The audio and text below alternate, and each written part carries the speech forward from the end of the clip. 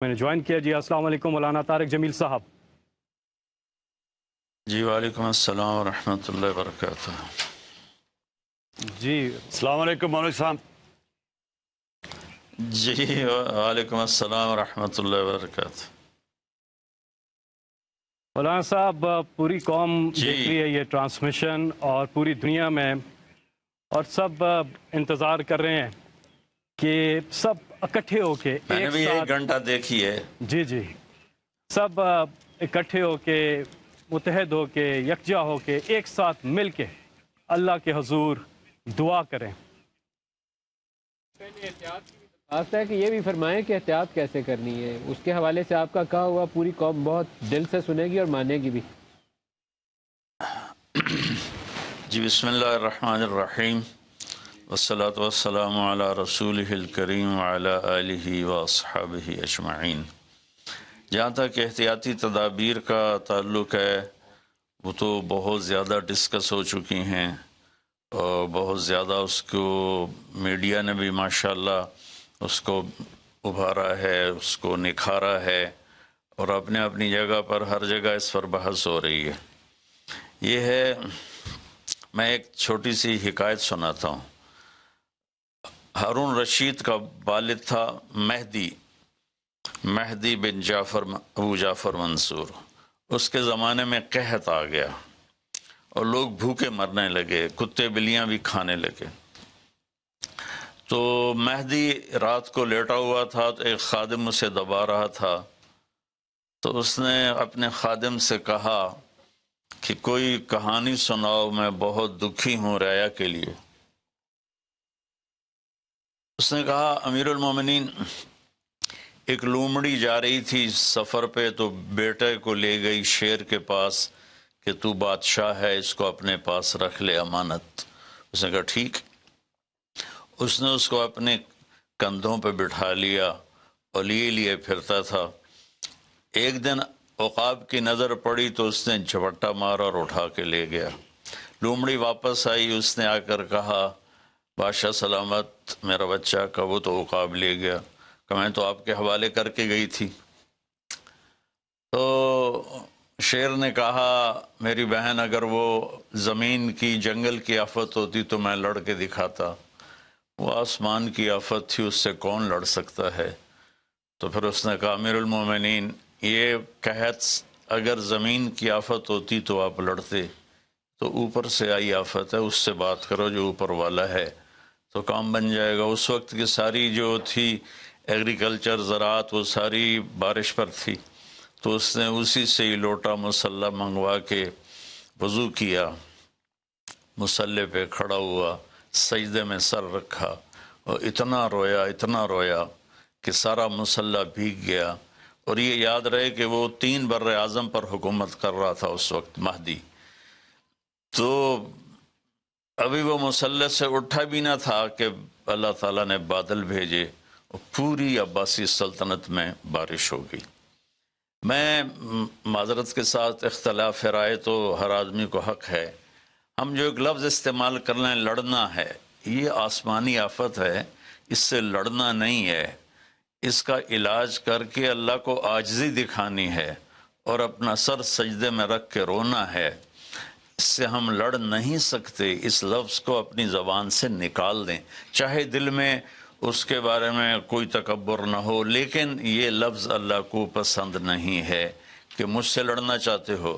دیکھنا، ایک چھوٹے سے وائرس سے اللہ نے ساری دنیا کو ہلا کے رکھ دیا۔ میں ایک حدیث سنا کے پھر دعا کرتا ہوں۔ پہلے ایک دعا ہے، ما اصابکم مصیبت فبما کسبت ایدیکم، تم پر جو آفت آتی ہے تمہارے اپنے گناہوں کی کمائی ہوتی ہے۔ ان ینصرکم اللہ فلا غالب لکم، میں تمہارا ساتھی بن جاؤں تو کون تمہیں نقصان پہنچا سکتا ہے۔ وَإِن يَخْذُلْكُمْ فَمَنْ ذَا الَّذِي يَنصُرُكُمْ مِنْ بَعْدِهِ، اگر میں تمہیں چھوڑ دوں تو پھر کون سی اٹمی طاقت تمہیں بچائے گی۔ إِن يَمْسَسْكَ اللَّهُ بِضُرٍّ فَلَا كَاشِفَ لَهُ، اگر میں تمہیں تکلیف میں ڈالوں میرے سوا اسے کوئی نہیں ٹالے گا۔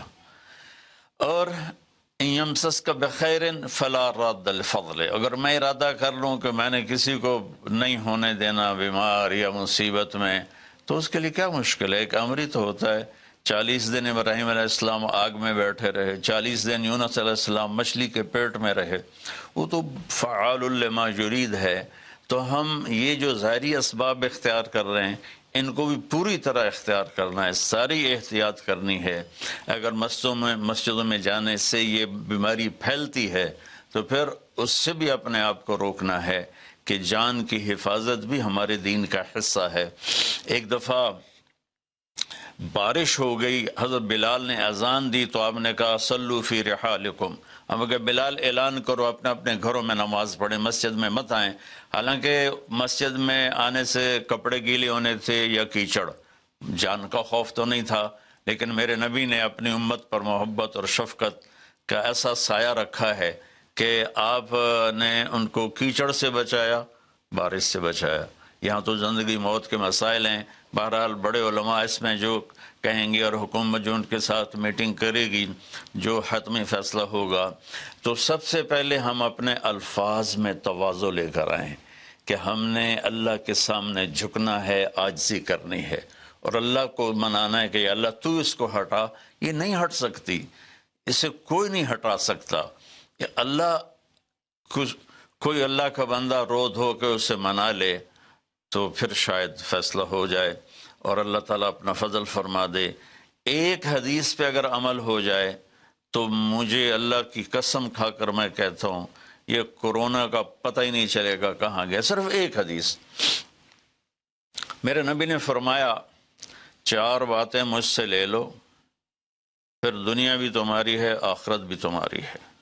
4 اذا کانت فیک، 4 باتیں لے لو مجھ سے، پھر دنیا بھی تمہاری ہے، آخرت بھی تمہاری ہے۔ تمہیں کوئی ٹیڑھی آنکھ سے نہ دیکھ سکے گا، تمہیں کوئی نقصان نہ پہنچا سکے گا کہ تمہارے رب کا سایہ تم پہ چھا جائے گا۔ تو 4 باتیں کون سی ہیں؟ صدق و حدیث، ہمیشہ سچ بولنا، جھوٹ نہ بولنا۔ اب مجھے بتائیں، سارے یہ اینکرز بیٹھے ہیں، سارے ہمارے وزیر اعظم بیٹھے ہوئے ہیں، ہم کتنا جھوٹ بول رہے ہیں، ہم کس قدر جھوٹی قوم ہیں۔ ہم اس جھوٹ کے ساتھ اللہ کی بارگاہ میں کوئی مقام نہیں لے سکتے۔ تو میرے نبی نے پہلی بات فرمائی صدق و حدیث، سچ بولنا۔ دوسری بات فرمایا حفظ و امانت، کبھی کسی کو دھوکہ نہ دینا۔ یہ میرے نبی نے فرمایا میرا امتی ہر گناہ کر سکتا ہے، 2 کبھی نہیں کرے گا، ایک جھوٹ کبھی نہیں بولے گا، ایک دھوکہ کبھی نہیں دے گا۔ تو وزیر اعظم صاحب آپ اکیلے ہیں، دیانتدار ہیں، اللہ سے رونے دھونے والے ہیں، مانگنے والے ہیں، لیکن 22 کروڑ لوگوں میں سچے کتنے ہیں؟ 22 کروڑ لوگوں میں دیانتدار کتنے ہیں؟ ایک بہت بڑے چینل، میں ہاتھ جوڑ کے اینکر بیٹھے ہیں، معافی مانگ کے بات کر رہا ہوں، ایک بہت بڑے چینل کے مالک نے مجھ سے کہا کوئی نصیحت کرے۔ میں نے کہا چینل سے جھوٹ ختم کر دو۔ کہا پھر چینل ختم ہو سکتا ہے، جھوٹ نہیں ختم ہو سکتا۔ تو جہاں جس کو، یہ صرف پاکستان کی بات نہیں، پوری دنیا کا میڈیا جھوٹا ہے اور سب سے زیادہ جھوٹ بولا جاتا ہے، اور میرے رب کو، میرے نبی کو جھوٹ سے نفرت ہے۔ میرے نبی نے فرمایا پیاز کھا کے مسجد میں مت آؤ کہ فرشتوں کو تکلیف ہوتی ہے، بو ہوتی ہے، لیکن میرے نبی نے فرمایا جب کوئی مرد عورت جھوٹ بولتا ہے تو فرشتے اس کے منہ کی بدبو سے 3 میل دور بھاگ جاتے۔ تو جھوٹ اور خیانت کے ساتھ ہم کسی آفت کا مقابلہ نہیں کر سکتے۔ آپ نے فرمایا صدق و حدیث، حفظ و امانت، سچ بولنا چاہے جان چلی جائے، اور دھوکہ نہ دینا۔ مسلمان کسی کو دھوکہ نہیں دیتا ہے۔ تیسرا فرمایا حسن و خلیقت، اپنے اخلاق اچھے کرنا، اور اخلاق کا سب سے اونچا مقام حیا ہے۔ اب میں کیسے بات کروں؟ میرے دیش میں حیا کو کس نے تار کیا؟ میرے دیش کی بیٹیوں کو کون نچا رہا ہے؟ ان کے کپڑے لباس مختصر کون کروا رہا ہے؟ یہ کس کے گردن میں یہ گناہ ڈالوں؟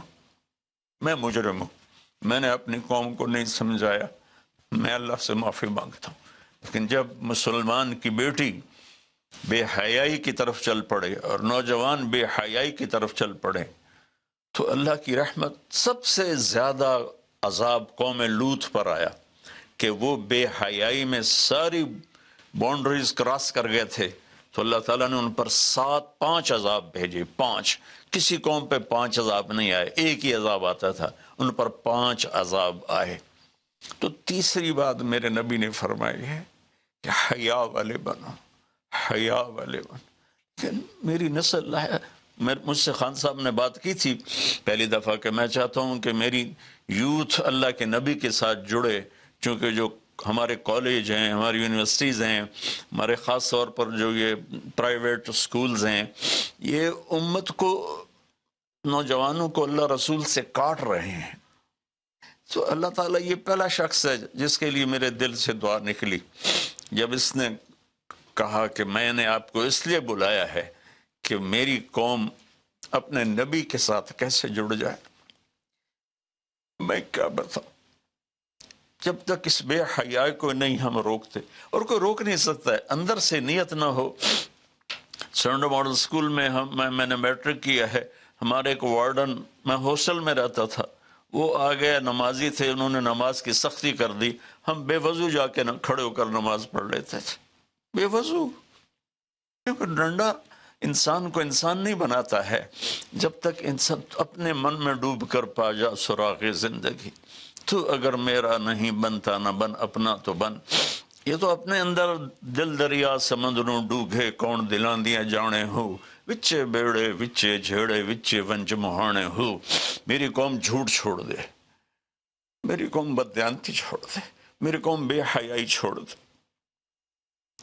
وعفت فی طعمت، آخری بات میرے نبی نے کہا رزق حلال کھاؤ، رزق حلال کھاؤ. رزق حلال جو صبح سے شام تک، من امسا کالن بعمل یدہ امسا مغفور له، جو صبح سے شام تک رزق حلال میں تھک جاتا ہے اس کے اس دن کے سارے گناہ معاف ہو جاتے.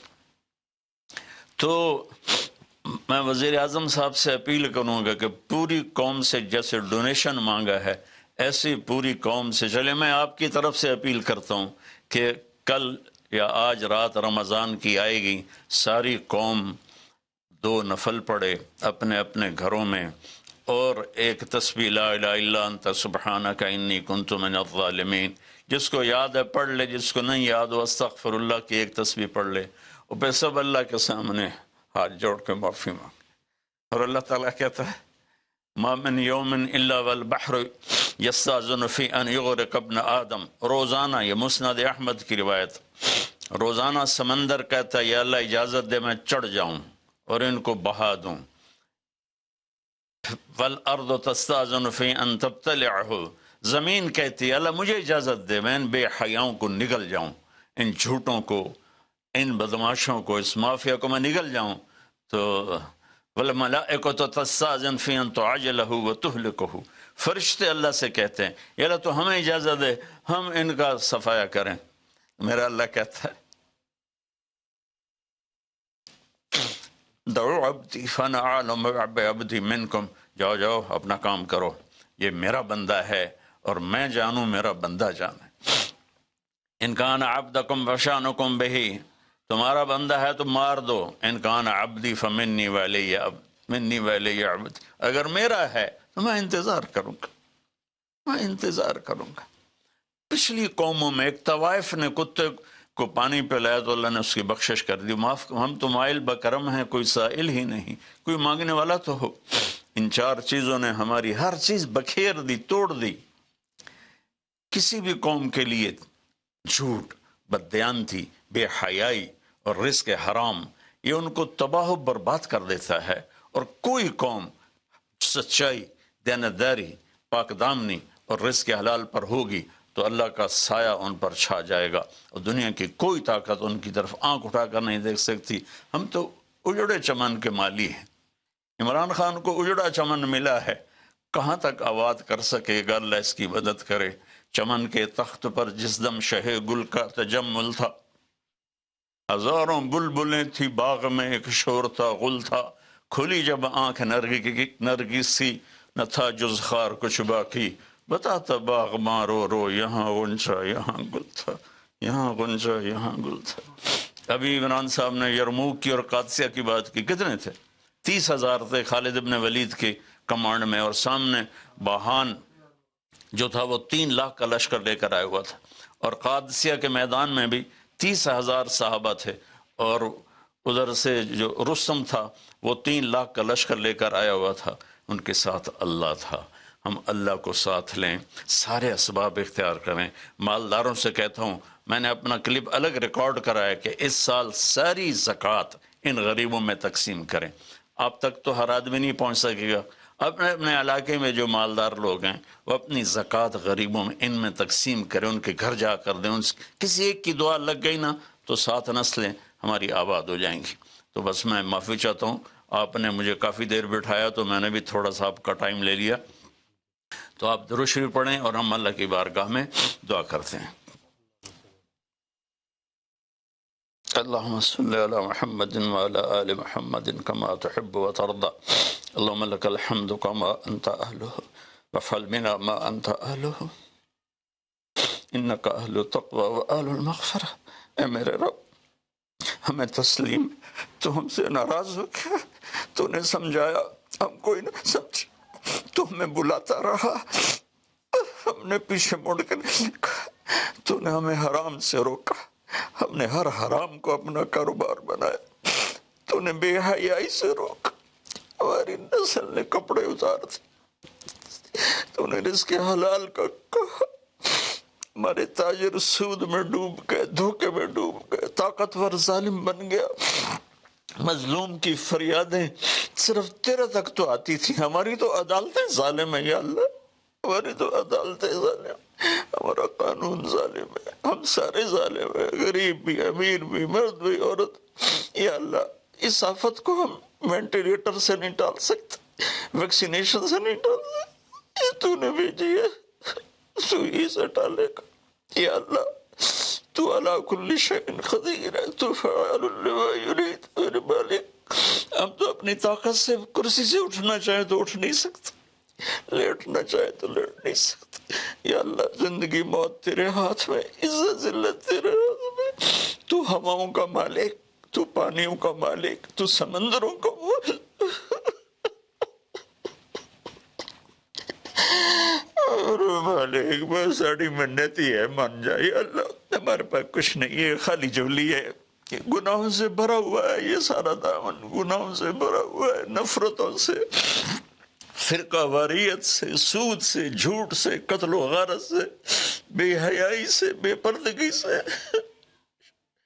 ہر بلاک ہمارے دم، لیکن میرے مولا، میرے مالک، رب تو تو ہی ہے نا یا اللہ، ہم تو تجھے ہی مانتے ہیں میرے مولا، لا الہ الا اللہ کا ہم اقرار کرتے ہیں، یہ تجھے سب سے زیادہ پسند، محمد الرسول اللہ کا اقرار کرتے ہیں جو تمہیں سب سے زیادہ پسند۔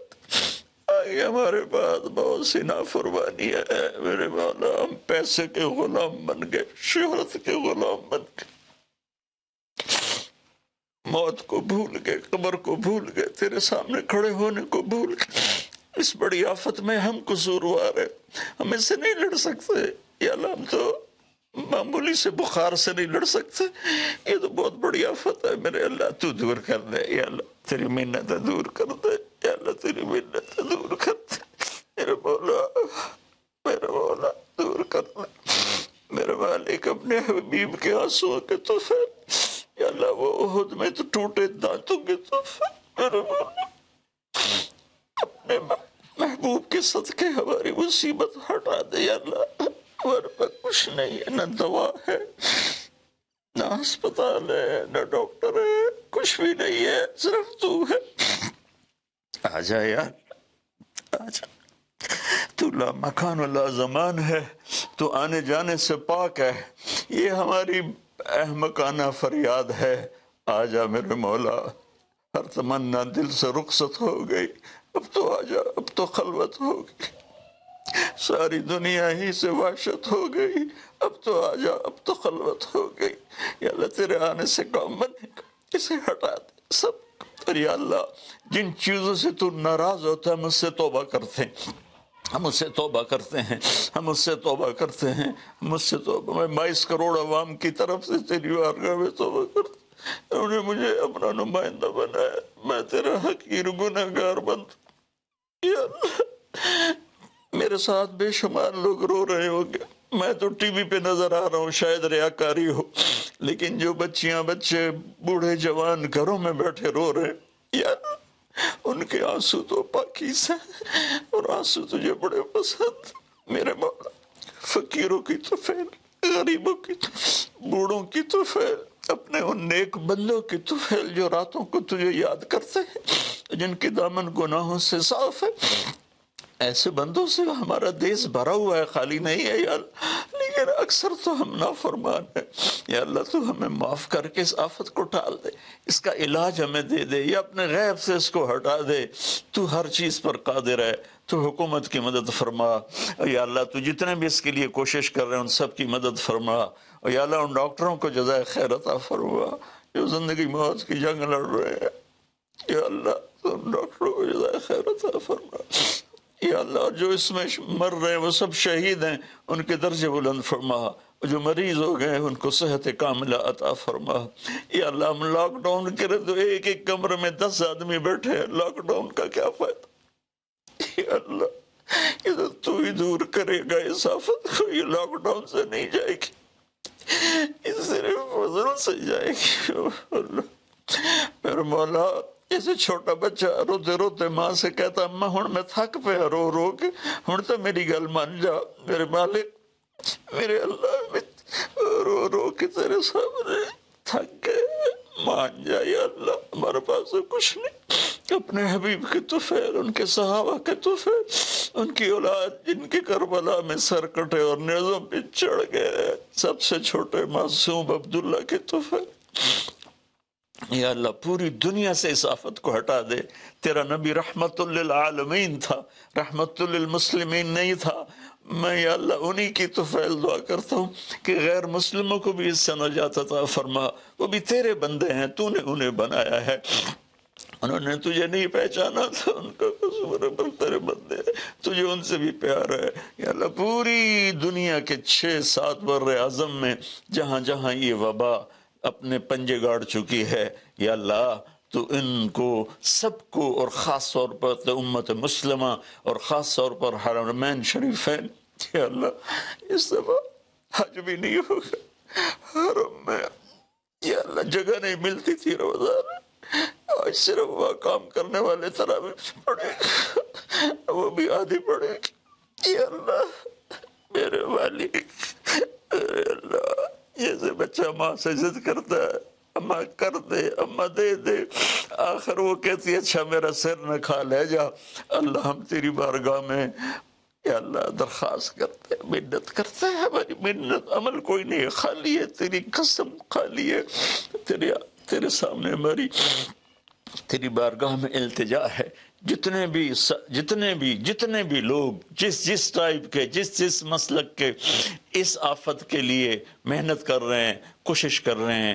دعائیں مانگ رہے ہیں، مال خرچ کر رہے ہیں، تدبیریں بنا رہے ہیں، ان سب کو اپنے خزانوں سے جزائے خیر عطا فرما، اور جو مر گئے ہیں انہیں شہادت کا درجہ عطا فرما، اور ہم باقی ہیں ہم سب کی حفاظت فرما، اس دیس کی حفاظت فرما، اس کو سچائی سے منور فرما، اس کو یا اللہ دیانتداری سے خوبصورت بنا، اسے حیا اور پاک دامنی کے ساتھ گلشن بنا، اسے رزق حلال کے ساتھ جنت کا راستہ بنا، اور جو ہمارے چلے گئے ان کے درجے بلند فرما، یا اللہ امت کے ہر طبقے کو میرے مولا، ہر طبقے کو میرے آقا اپنی نظر محبت عطا فرما، اور نظر غضب کو ہم سے واپس لے لے، اور جتنے مریض بن چکے ہیں ان کو شفا عطا فرما، ان کو صحت عطا فرما، صلی اللہ، اور جن لوگوں نے ابھی پیسے دیے ہیں ان سب کو اپنے خزانوں سے جزائے خیر عطا فرما، اور جتنے شرکائے مجلس تھے، وزیر اعظم سمیت جتنے بھی شرکائے مجلس نے اس میں احساس پروگرام میں حصہ لیا، ان سب کو، ان کی اولادوں کو دنیا اور آخرت کی ہر خیر نصیب فرما، ہر شر سے بچا، وصلی اللہ تعالی النبی الکریم وعلی آلہ وصحبہ اجمعین برحمتک یا ارحم الراحمین۔ بہت بہت شکریہ مولانا طارق جمیل صاحب، تمام ناظرین کا بھی بہت بہت شکریہ. بہت سے لوگ ابھی بھی ٹیلی فون کر رہے ہیں. اکاؤنٹ نمبر آپ کے پاس اسکرین پر ہے.